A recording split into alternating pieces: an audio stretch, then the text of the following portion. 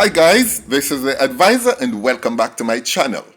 Now guys, last week Friday morning, January 3rd, 2025, 39-year-old Andrew Richards met his demise in an incident in Lawrence Tavern. According to police reports, he had died in a shootout with them. There have since been conflicting reports as to whether the incident happened as the police said it did or as the citizens said it did, which was two totally contrasting recounts of the same incident. But before I make my comments on that, I want you to listen to this recording. This is of a resident of the area, and I hear that she's a cousin of the deceased, but I'm not 100% sure. But this is what she had to say in relation to the incident. They come about 4 o'clock this morning, 4:35, and shoot the boy around 5:30 this morning. And then I make we know say, him engaged with shot we don't know.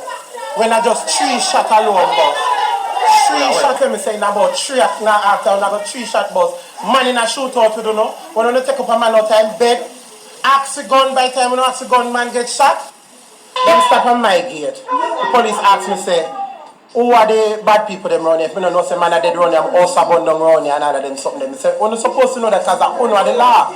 So I left from go over the road because my mother them be gone over the road. Which was the shop there. Same time the same policeman again stop me and said to me say, who own the shop, the blue shop there up there, so? I said to him, say, the man who not ask so should have know because you already have him in a prison. You understand? The policeman said to me, say, basically him with the compass still enough. So I said, I'm going to kill a man and then I go ask, where him there? And I run somebody on the kill? No man, the government has got to do something. Well, the police already know that the man who owned the shop is actually in prison because he is a main player in the violence in Lawrence Tavern. And from prison, he is calling most of the shots. As a matter of fact, word on the ground is that Andrew Richards, who was killed in this specific quote-unquote shootout, was the person who was left to run the shop and run things for him while he is in jail, because it is said that Andrew Richards has to send in fee money a week time and give him every 2 weeks for put upon him bill in a prison. And therefore, Andrew Richards, it is believed or it is rumored, control the shop, draw less from the people in Lawrence Tavern Square from business places and use it to stock the shop that the police were inquiring about. Now, before I go into this specific incident and analyze it some more, here is what we need to ask ourselves. Over the past 2 years, a lot of violence has been happening in Lawrence Tavern. Crime in Lawrence Tavern is up 23% year and year over the past 4 years. Last year, there was 9 people killed by gunshots as a result of turf war in that small farming community. The question is, who did all of that? Did anybody come from outside and do any of that? The answer is no. And here is why I say the answer is absolutely no. Lawrence Tavern is on a hillside. It's in deep rural St. Andrew. Lawrence Tavern don't have no little flat ground. It's up on a hillside. It's just hill and gully and ravines. The only flat space in Lawrence Tavern is in the square, and the square is only, say, 400 meters square. That's the only piece of flat space in Lawrence Tavern. At just hillside. Not only that, let's look at the geography of Lawrence Tavern. is one way up there and it's from Golden Spring. If you're coming from Kingston or St. Mary. Once you reach the square, the road branches off into two. Or should I say, the road passed through the square and heads straight up into Temple Hall, if I remember right. And the road branch left and head into Above Rocks and over into St. Catherine, so Linstead, Bagwalk, wherever. And in all of that, there is no flat ground. It's just people of them house on gully side. Now, if people come from outside, for do mayhem, commit mayhem in Lawrence Tavern, where them have to go? Police are going to either back them up, heading up to Temple Hall, heading to escaping Above Rocks, or catch them as they're heading through Golden Spring. Of course, and them can't take hill and gully because them wouldn't know where them are go or where they're going to end up, because them going to end up in somebody's goat pasture or in a bamboo field where they can be easily caught, because that place, if you don't ban there, you cannot know Lawrence Tavern or navigate it to escape from anything. The point I'm making here is, and why that should be taken into consideration, is that nobody no come from outside and do none of that violence. All that violence is homegrown. It's people from right inside of Lawrence Tavern. So if nobody no come from nowhere else and come in there, then what? Then it means, therefore, that all the violence producers in that community are committed by gunmen in that same community. But nobody's talking. Everybody hug up their side of violence producers. This is all there is to Lawrence Tavern. This is it. This is it. What am I fight over? What am I kill each other for? What am I burn down other people's house for? Just in last year, 4 houses had been burned to the ground because of 2 different factions which are fighting to control the little poor sufferer shops them in the area. Now, I'm going to tell you about the specific incident as I have learned it that happened on the night when that individual got shot. But let me clear up something first and show you how extremely difficult the situation is up there. Or rather, let me tell you 2 incidents, 2 of the most recent incidents that will help you to understand what the decent people in Lawrence Tavern are going through. On Sunday the 14th of April last year, a prominent teacher was shot twice in her side and in her stomach at about 3 a.m. one morning. Sunday morning at that, before day. What happened was that they heard some strange sounds coming in the yard and shuffling and everything. And she have a son, I think she have a teenage son, and the teenage son walk the door and go outside and a look, and then buck up in a some man. And before the son and the mother could have drawn themselves in, the man them just opened gunfire on them. I hear that 6 shots were fired to catch the mother, 1 in her side, 1 in her chest. Luckily, she survived. And I heard that she had returned to her job late last year. According to what has been said, it's not that they had gone for her, but because them open door and look out, and the people don't know what the gunmen did not know who were looking out through the window, them just firing at the place, just like that. And this teacher had just moved to the community. She was just there for a number of months. So she was not involved in anything, nor did she have any specific connection to Lawrence Tavern or know anyone there who would want to hurt her. So it's a case where the gunmen were in the wrong place at the wrong time, and this lady suffered for it.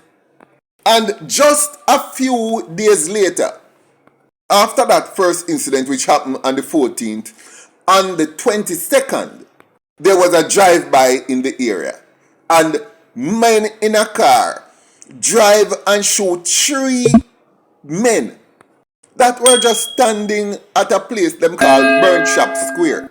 Which me don't even call it a square because it never have no flat ground. Apart from the road, about 3 or 4 little parking space. And they were rushed to hospital and they all 3 survived. Going down into the Christmas year, one shop this in 2024, October, November, one shop and 2 houses were burnt to the ground. And these were all done by people in the community. Nobody, no man not take spaceship and after them come down and after them do the killing, them take spaceship and go back to them planet or to them galaxy. These are all people who are walking and rubbing shoulders with the people in Lawrence Tavern every single day and night. Now, let's get to the death of Andrew Richards. I can tell you now that the police get good lineup that he was the leader of one of the 2 gangs that are vying for turf in Lawrence Tavern. So when the police went up there, they know exactly who they were going for and they knew what role he was playing in the violence that had been happening in that space. It was no mistaken identity. They know exactly who they were going for. And they have had him on their radar for a while, but they just did not know how to catch him. Because once the police had turned up the hill, it's just one hill them can turn up coming from Constant Spring or from Golden Spring Police Station. Them know for run and hide. And because the place is so full of gully, how you gonna catch them? So the police know so that the only one way to catch them is to wake them up out of them bed. Remember, when the police went for him, they went to on the exact premises, and it's a family yard, it's a big yard with different family members, auntie, cousin, brother, uncle, sister, niece, granny live on the premises. They not only went on the exact premises, they went and knocked the exact door. And when they knocked the exact door and went in, they put him to sit on the bed, according to what I'm hearing. And they never harmed him at that time. What they were looking for was the clear evidence that him is a violence producer, so they start to look for the gun. Now, I can tell you this. If the police didn't intend to kill him outright, they would not hesitate once they burst in the room and identified him. He would have been dead immediately. But the police wanted to ensure to dot their I's and cross their T's in case they had the wrong man. And the one true evidence they wanted was to find a gun. And they searched, and they searched, and they searched. It took them about 1 hour and 15 minutes to find the gun. And I hear is when they found the gun, they decided that, well, his time had come. Police, you make one mistake. Let me tell you one mistake you make. You go upon the man 4 o'clock or about 4:30. You not to do that. I tell you to go 2 o'clock. Why not go 4 and 4:30? Go 2 o'clock. Jeez and peace. You not learn, you kind of learn, but you not quite learn. Remember, his family members, they said it themselves that them open the door and them having him in there for a while and were not harming him and they were searching the place. And let me make it quite clear, 100% clear. Me support, if this is truly what happened and they executed him right there, I'm 100% in agreement. How else you go catch him? How else you go catch him? If nobody not talk and everybody keep them and the 2 dozen gunmen where they have in that space, keep doing this because nobody is saying anything. How you gonna get them? You have to just take them where you find them. So for me, this is a decent piece of police work. And this is one case where I go and say, job well done. You have to understand my nature. I'm a practical man. One should operate based on their situation and their circumstances. And the police should be results based. In other words, if it's not working, try something else. And trying to find them with them gun is not working. Now, if you send this man go to prison, what do you think will happen?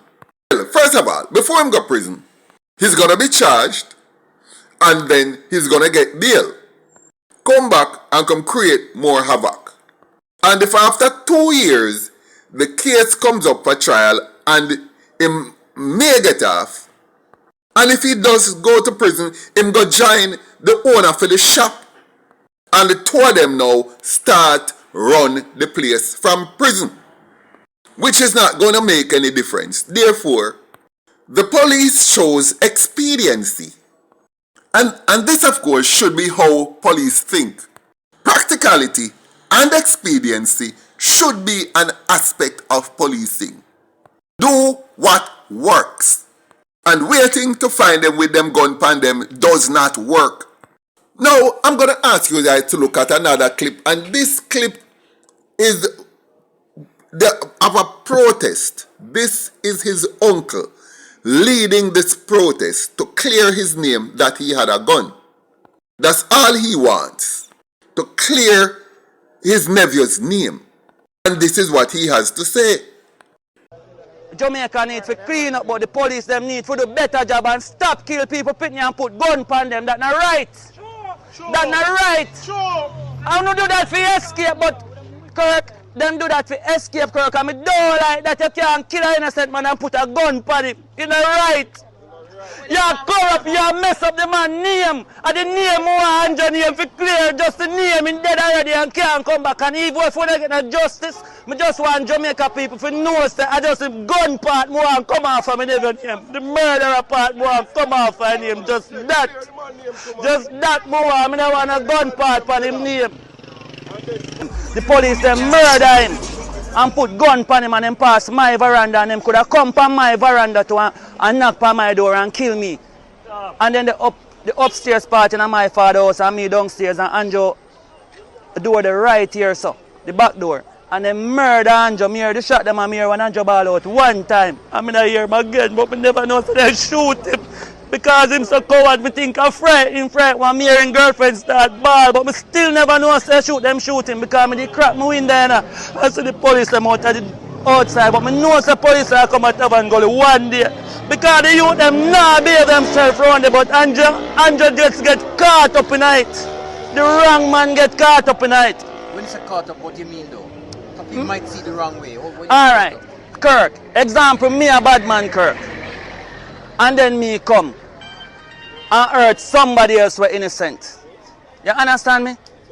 That me mean. Because of one community. If police come into a community, anybody can get hurt if the community not run right. In any community in a Jamaica, every community in a Jamaica must run right too. You know, I don't understand this because what he's actually saying here is that him not really want the police to get no to dig up thing about unlawful killing or anything. Him just want it to be said that is that individual, the deceased, did not have a gun. And once it is said that he does not have a gun, he is fine. I don't quite understand that, but there you go. Maybe he's sending a subliminal message is that, listen, now that him dead, don't give a dog a bad name when him dead. Make him just go on and put it on him gravestone that he was a good boy. That could that is likely to have been the case. Anyway, guys, as usual, I ask you or I urge you to tell me what you think in the comment section.